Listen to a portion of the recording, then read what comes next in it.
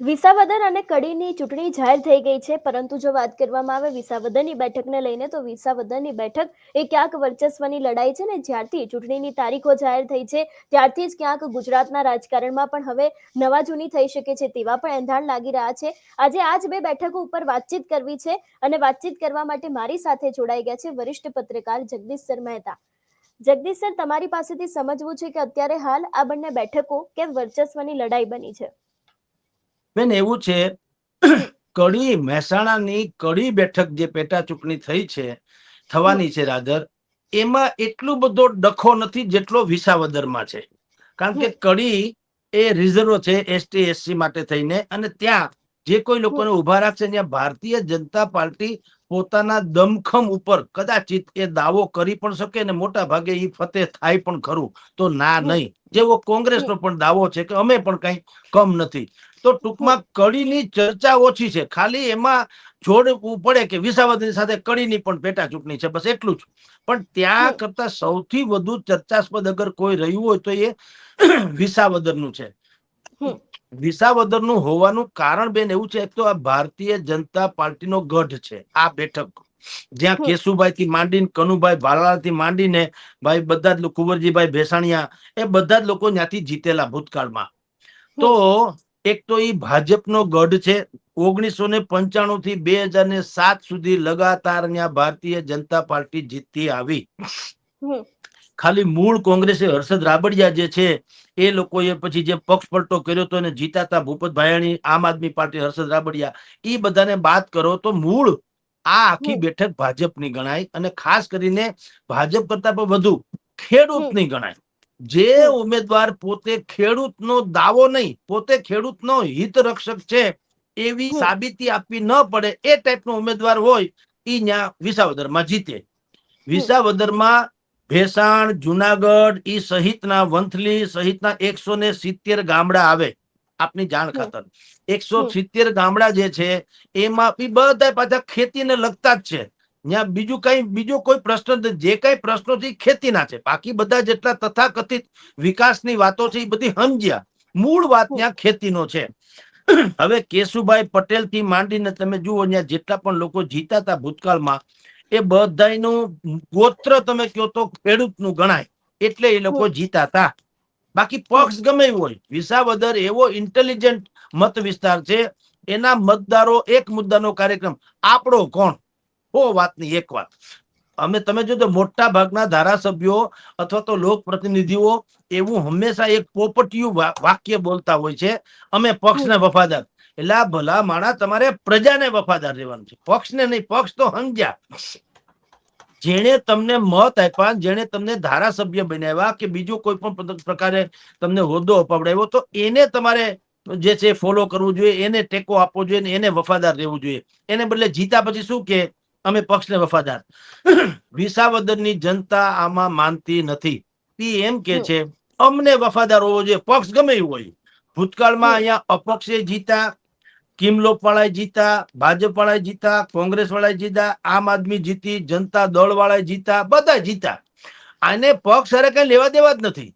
મૂળ તમે અડધી રાતનો હોકારો હોવા જોઈએ. અમારી હારે તમે છો, અમે કોકને અમારી જે મુશ્કેલી હોય કોકને ખભે બેહીને વાત તો કરી શકવા જોઈએ. તમે જીતા, જેમ મનસુખભાઈ માંડવિયા જીતી ગયા, લ્યો પોરબંદર માંથી સાંસદ છે મનસુખભાઈ માંડવિયા, જીતી ગયા, કેન્દ્રમાં મંત્રી છે. હવે અહીંયા આવે કોક દી મહેમાનની જેમ, તો આપણે વેવાય વેલાની જેમ હાચવવા પડે. એનું શું મતલબ? ખરેખર હોવા કોણ જોઈએ કે તમે એને ત્યાં રાતના ગમે ત્યારે ડેલી ખખડાવી શકવા જોઈએ. હવે ડેલી ખખડાવે એવા ઉમેદવાર તો છે નહીં.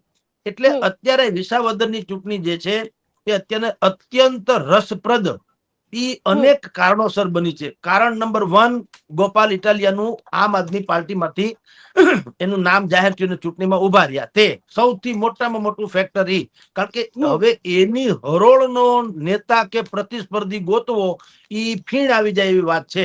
કારણ કે આનામાં ગોપાલ ઇટાલિયા જે છે તો એનામાં એ મટીરિયલ બધું જ છે જે વિસાવદરની જનતા ઝંખે છે.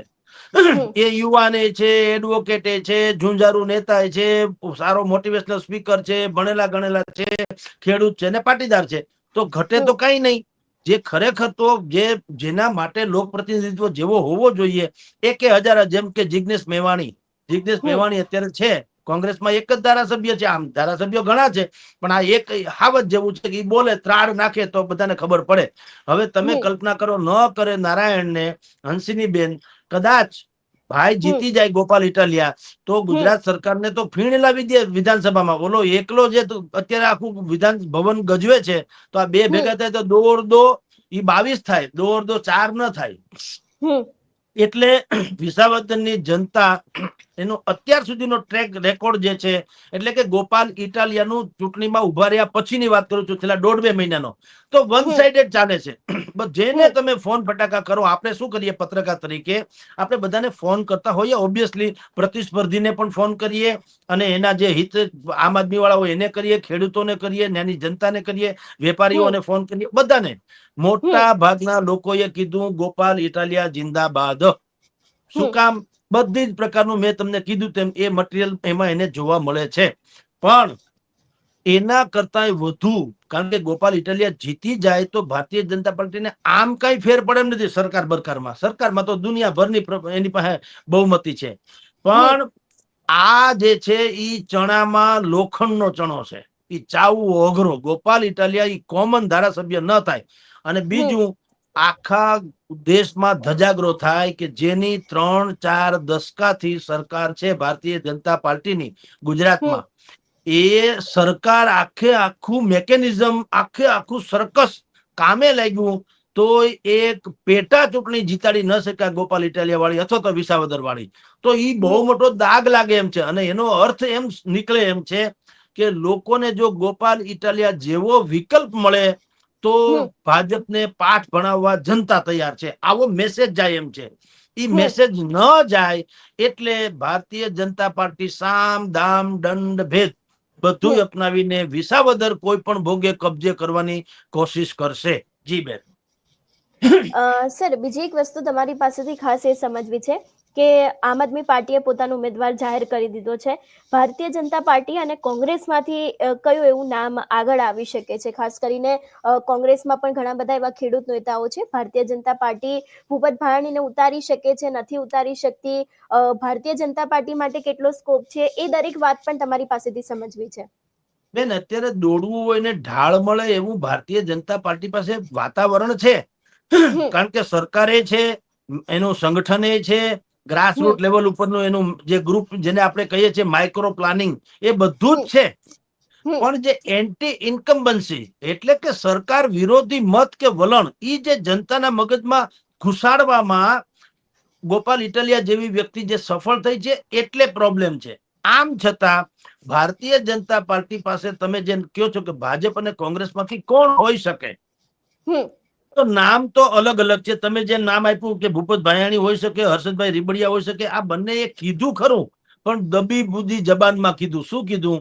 અમને પાર્ટી તક આપે તો લડી લેશું. એ તો કોઈ પણ માણસ એમ કે ને, ક્યારેય કોઈ એમ કે ના ના મારી ઈચ્છા નથી. ઈચ્છા તો બધાની હોય, પણ પાર્ટી એને એમ કે ટિકિટ આપે તો. પણ એના ઉપરાંત હર્ષદ રીબડિયાએ કીધું કે ધારો કે અમને ટિકિટ ન આપે ને અન્ય કોઈને આપે પાર્ટીના, તો પણ એની જીતાડવાની જવાબદારી અમારી. હવે એનો અર્થ એમ છે કે હર્ષદભાઈ કે ભૂપતભાઈ તો જો કે દાવો નથી કર્યો, હર્ષદભાઈએ કર્યો છે, પણ આ લોકો બંને જે છે એ બહુ કોન્ફિડન્સ નથી એનામાં. એનું કારણ એવું છે, થોડુંક એક તો પક્ષ પલટાનું લેબલ પણ છે, અને ઇન્ડિવિડ્યુઅલ કેસમાં પણ એની સામે થોડા તથાકથિત આક્ષેપો છે. એટલે જ્ઞાની જનતા, વિસાવદરની જનતાને ખબર છે કે ભાજપના આવા ધારાસભ્યો, ભાઈ હર્ષદભાઈ હોય કે ભૂપતભાઈ હોય કે બીજા કોઈ હોય, એવા ધારાસભ્યોને ચૂંટીએ તો એ થાય શું? આંગળી ઊંચી કરે. ભાજપનું જે ગાંધીનગરમાં કાંઈ પણ કારણ હોય, આંગળી ઊંચી કરવા સિવાય એની પાસે કોઈ ત્રેવડ રહે નહીં.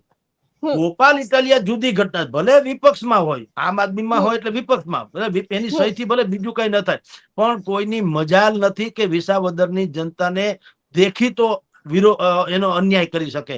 આ માણસ ફાડી ખાય એવી તો શંકા છે, લોકોને શ્રદ્ધા છે. એટલે ભારતીય જનતા પાર્ટી પાસે ભૂપત ભાયાણી, હર્ષદ રીબડિયા, પછી ભાઈ કિરીટભાઈ પટેલ, સૌથી પ્રબળ નામ તમારી જાણ ખાતર, કિરીટભાઈ પટેલ જે જુનાગઢ જિલ્લા પ્રમુખ હતા ભાજપના, એને એમાંથી રાજીનામું આપ્યું. એનો ઈચ્છા પણ એ જ છે, ઘણા સમયથી આકાંક્ષા છે લડવાની. એ પૈસે ટકે સુખી માણસ છે. એને વર્ષો સુધી ત્યાં વિસાવદરમાં પોતાની કર્મભૂમિ બનાવી છે, ને તો છે એ તલાળા પંથકના.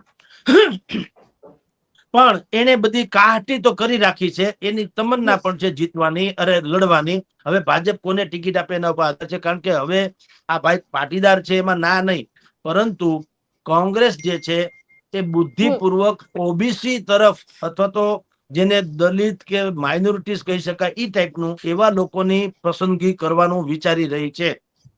તો ઓબીસી ખાસ કરીને કોંગ્રેસનું નિશાન ઓબીસી હોય, ઓબીસી માંથી કોઈ નેતા ઉભા રાખે તો થોડો ફેર પડે.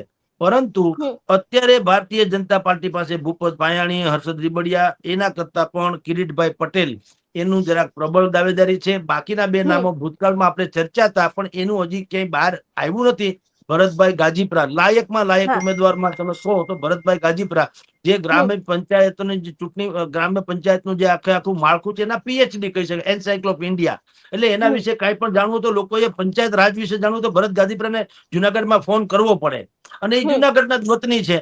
વળી ઈ પાછો થડો જમાવ્યો કેમ નથી? એની ઉંમર એવડી છે, કદાચ એને તક મળે તો અવસ્થા પણ ઈ કહીએ કેમ છે કે ભાઈ એક જ ટર્મ છે, પણ લાયક તો છે. જિલ્લા પ્રમુખ રહી ચુક્યા છે ને એના ઈ જયારે જિલ્લા પ્રમુખ હતા ભારતીય જનતા પાર્ટીના જુનાગઢ જિલ્લા પ્રમુખ હતા, ત્યારે એને જે વિકાસના કામો કર્યા હતા ભૂતકાળમાં એ બધાની નજર સામે છે. અને આજની તારીખે તમામ ગ્રામ્ય પંચાયતોના કર્મચારીઓ, આંગણવાડીની બહેનો સાથે એનો સીધો સંપર્ક છે, બાય લેટર, પત્રો દ્વારા પણ. એટલે એનું પણ છે ને. બાકી એક જસુમતીબેન કોરાટ વિશે મેં ભૂતકાળમાં વાત કરેલી કે સૂત્રો એમ કહેતા હતા કે કદાચ એવું નામ પણ ઉતારે, મહિલાએ ગણાય. ભાઈ સૌજીભાઈની સૌરભ એટલે કે એની ખ્યાતિ જે છે એનો ઉપયોગ થઈ શકે. વળી જસુમતીબેનને કદાચ ટિકિટ આપવામાં આવે તો ઈ પાછા પરંપરાગત દાવેદાર ન બને, એના છોકરાને આપવામાં આવે ભાઈને તો સંભવ છે કે ઈ પછી જિંદગી આખીનું એમ કે ભાઈ આવતી વખતે, આ તો 1.5 વર્ષની છે અત્યારે જે ચૂંટણી ભાઈ થઈ છે હંસિની બેન, ઈ 1.5-2 વર્ષ પૂરતું છે, લાંબો સમય છે નહીં.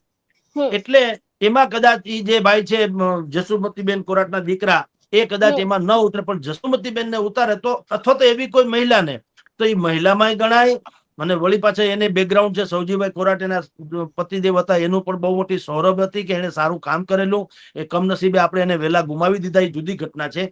તો આવા 4-5 નામો ભારતીય જનતા પાર્ટીમાં છે. તદુપરાંત કોંગ્રેસમાં ભરતભાઈ વિરડિયા, કરશનભાઈ વડોદરિયા, પાલભાઈ આંબલિયા, પરેશ ધાનાણી, આવા નામો ચર્ચાય છે. પણ સૌથી વધુ કરશનભાઈ વડોદરિયા જે છે એ અને ભાઈ ભરતભાઈ વિરડિયામાં કરશનભાઈ નું જરાક પરડું ભારે છે.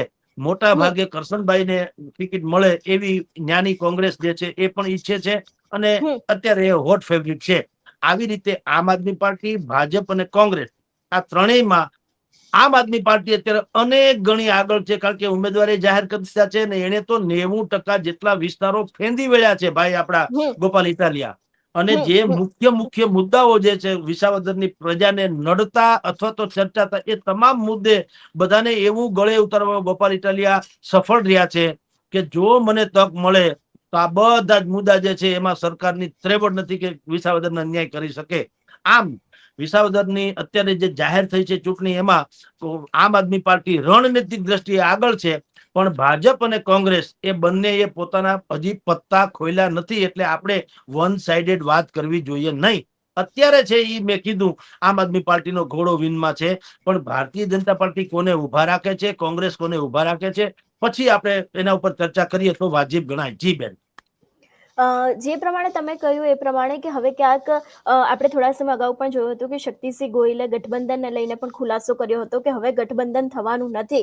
તો શું આ ગઠબંધન નહીં થાય એ આમ આદમી પાર્ટીને ભારે પડી શકે છે, અથવા તો પછી કોંગ્રેસને પણ ક્યાંક આનો ફટકો પડી શકે છે? કારણ કે હવે ચતુષ્કોણ જંગ જામવાનો છે, શંકરસિંહ વાઘેલા પણ મેદાને આવ્યા છે, એમના કારણે પણ કોઈક મત છે તે તૂટી શકે છે. આ વસ્તુ પણ એક સમજવી છે. બેન, ગઠબંધન ન થાય એમાં નુકસાન કોંગ્રેસને છે, આમ આદમીને નહીં. આમ આદમી પાસે અમસ્તું ક્યાં કાંઈ છે? ગોલાને ઘેર કેતી ગાયું હતી દૂધે વાળું કરતા હતા. એમાં આમ આદમીએ કઈ ગુમાવવાનું છે નહીં. પણ જો આમ આદમી સાથે બુદ્ધિપૂર્વકનું ગોઠવણ થઈ હોત કે ભાઈ વિસાવદરની ચૂંટણી તમે લડો, એટલે કે ગોપાલ ઇટાલિયા કે આમ આદમી પાર્ટી લડે, કડીમાં આમ આદમી પાર્ટી કોંગ્રેસને મદદ કરે, આવી રીતે ગોઠબંધન જો થયું હોત તો બંને તરફ કમસે કમ ભાજપ હારી શક્યું હોત અથવા વિપક્ષ જીતી શક્યું હોત. કારણ કે એવા દેખાય છે કે જે કડીની બેઠક થી મેં કીધું એસટી એસસી માટે અનામત છે, એટલે ત્યાં કોઈને પણ ઉભા રાખે. જો ભારતીય જનતા પાર્ટી પાસે એ પંથકમાં એક હુકમનું પન્નું છે.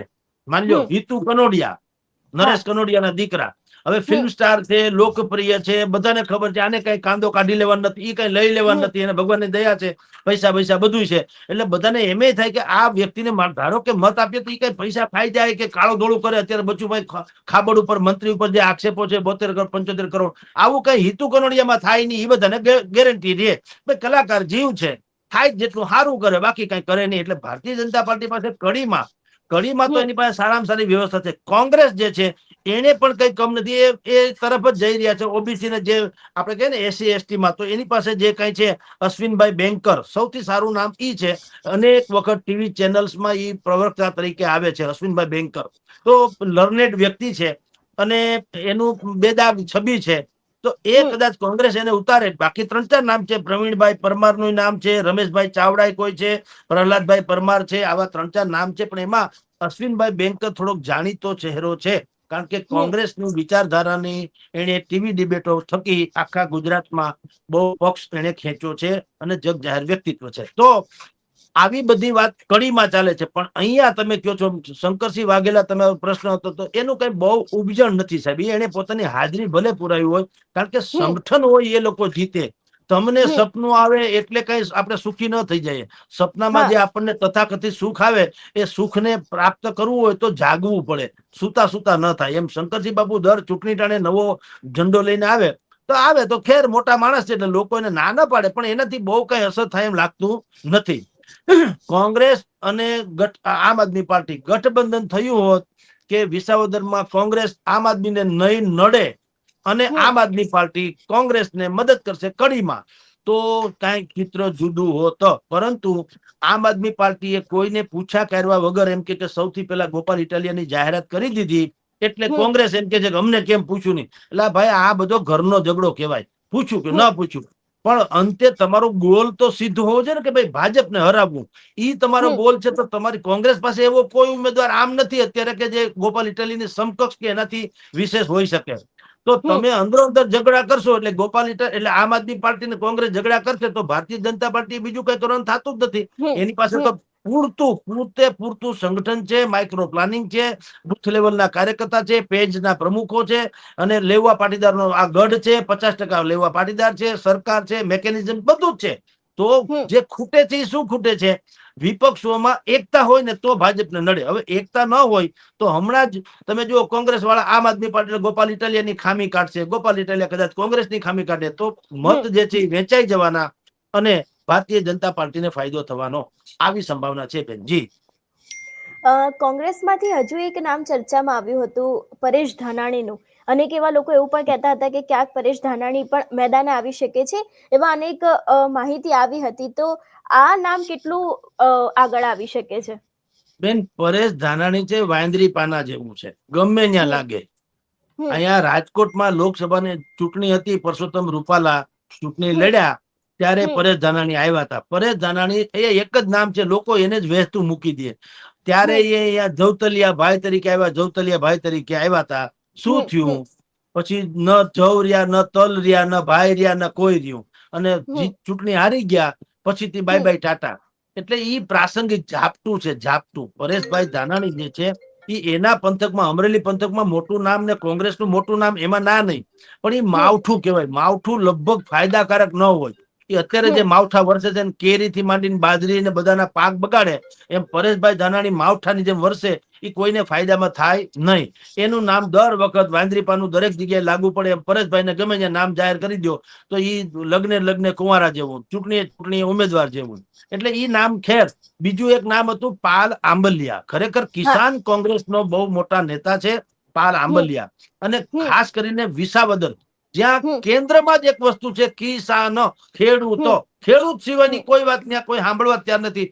તો એમાં સૌથી વધુ ફિટ બેસે કોણ? પાલભાઈ આંબલિયા. પણ પાલભાઈ આંબલિયા પોતે માને કે નહીં એ પણ શંકા છે, કારણ કે કોંગ્રેસે પાલભાઈ આંબલિયાને જ્યારે દ્વારકા પંથકમાં કે જામખંભાળિયા પંથકમાં પોતાના મત વિસ્તારમાં ટિકિટ જોતી હતી, અથવા તો એને લડવાની તૈયારી દાખવી હતી, હમ ત્યારે કોંગ્રેસે એને ટિકિટ આપી નથી. હવે આ હમ ભલે વિસાવદરમાં પાલભાઈ આંબલિયા મોટો ચહેરો છે, પણ હમ અજાણ્યા ને આંધળા બધા હેરખા, એમ આપણે ગામડામાં કહેવત છે. તો હમ આ એને થોડુંક આયાતી ગણાય. પાયલભાઈ આંબલિયા જે છે વિસાવદરમાં કમસે કમ થોડાક આયાતી ગણાય, કારણ કે એનો વિસ્તાર દ્વારકા જામખંભાળિયા છે. એટલે પાલભાઈ માને કે કેમ એ શંકા છે. બાકી જો પાલભાઈ માની જાય કદાચ તો બહુ મોટી ફાઇટ જોવા મળે, કારણ કે પાલભાઈ નું એક જ વ્યક્તિત્વ, જેને લોકો કોંગ્રેસી ઓછા અને કિસાનના નેતા વધુ માને છે. સ્વયં પોતાની જ ઓળખ છે કિસાન તરીકેની. એટલે પણ હવે પાલભાઈ માને કે કેમ એ જુદી ઘટના છે. કોંગ્રેસે એવો જ કોઈ કિસાન નેતાને ઉતારવો પડે. બાકી ભારતીય જનતા પાર્ટી મેં તમને વાત કરી લીધી છે. ટૂંકમાં ત્રિપાખીઓ જંગ, અને એ ખતરનાક જંગ જોવા મળવાનો મેમ. જી જગદીશ સર, અમારી સાથે જોડાવા બદલ આપનો ખૂબ ખૂબ આભાર. જી નમસ્કાર. એટલે જે પ્રમાણે આપણે જોયું એ પ્રમાણે કે હવે વિસાવદરની બેઠક છે ક્યાંક વર્ચસ્વની લડાઈ બની શકે છે, અને ખાસ કરીને ગોપાલ ઇટાલિયા જો આ બેઠક ઉપરથી જીતી જશે તો ક્યાંક ગુજરાત સરકાર છે એને પણ અનેક એવી વસ્તુઓ છે એ પણ સામે એક આવી શકે છે. એટલે જે પ્રમાણે જગદીશ મહેતા દ્વારા પણ અનેક એવા ખુલાસા કરવામાં આવે કે કોંગ્રેસમાંથી કોને ઉભા રાખવામાં આવી શકે છે, ભારતીય જનતા પાર્ટીમાંથી કોને ઉભા રાખવામાં આવી શકે છે. તમારું શું માનવું છે આ વિષયને લઈને અમને કમેન્ટ કરીને ચોક્કસથી જણાવજો. તેની સાથે જ અમારી ચેનલ નિર્ભય ન્યૂઝને લાઇક, શેર અને સબસ્ક્રાઇબ કરવાનું ભૂલશો નહીં. નમસ્કાર.